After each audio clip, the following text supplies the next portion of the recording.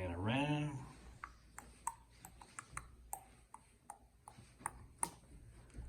Go. There once was a man from Nantucket, but that's a story for another time.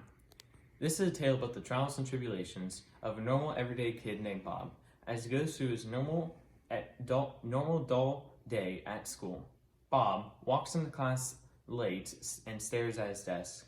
Mr. Banks, the angry old teacher, says, "Young man, this is the fourth day in a row that you've walked in late to my fine class. What's your excuse this time?" "My dog ate it." "What? I'm not talking about your homework. I'm asking why you're late to my extraordinary class." "Oh, I couldn't figure out how to open automatic doors. Couldn't get into the school, so I tried to climb in through a window.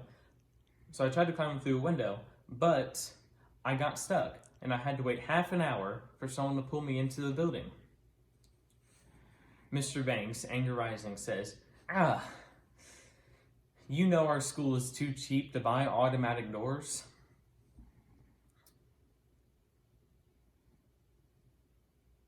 "Oh, that's why I couldn't open them." Okay, sit down. All your dumbness is giving me a headache. Let me fill out your tardy card." As he pulls out a bottle of aspirin and drinks the whole bottle. "My tardy what?" "Your tardy card." As he says, between gulps of water. "I thought it was tardy, not a card." Mr. Banks, now furious, says, "You never stop. That's it. I'm getting my yardstick. You heathen," as he pulls a yardstick out from his desk. "Why do you need a yardstick? I already know how tall I am. 5'5". Mr. Banks, still furious, says, "Yeah, and you'll be 4'9" by the time I'm through with you." Mr. Banks, wildly throwing his yardstick at Bob's head, tries to wildly throw his yardstick at Bob's head, but Bob ducks down to pick up a penny. "Wow, a penny!" The yardstick, slicing over Bob's head, hits another student named Sally, who immediately begins to cry hysterically. Mr. Banks says, I'm sorry, Sally. I didn't mean to get you. I was just trying to maim Bob over there." Sally, becoming angry, said, "It took me 3 whole hours to get my hair done this morning. Now it's ruined. You've ruined my life.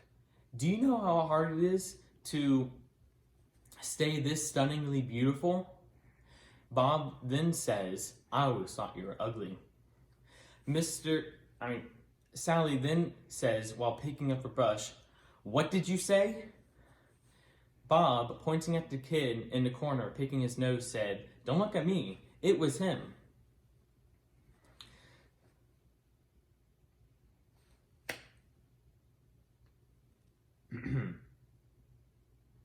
The kid, picking his nose, said, "What? I wasn't picking my nose. Honestly, I was just trying to look for my penny." Bob then said, is this the penny you're looking for?" The nose picker then said, "Yes, that's the one. Thanks." Both Mr. Banks and Sally said, "What the freaking flying heck?" Sally then said, I was going to attack both of you with my brush, but I think that extreme stupidity will kill you before I can get the chance." Mr. Banks also said, "I was going to hit you on the nose with my yardstick, but I'm afraid that you have other things up your nose, and I don't want the yardstick bouncing back and causing me physical harm." The 3 students and the teacher kept arguing like this on and on. All the other students thought that it would never end. Until, lo and behold, Channel 1 News came on the screen.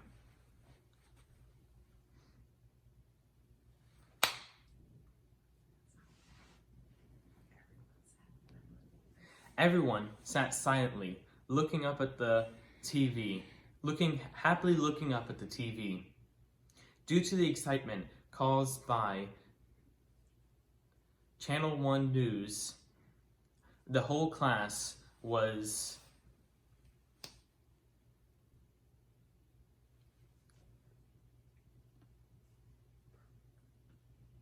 perfectly behaved.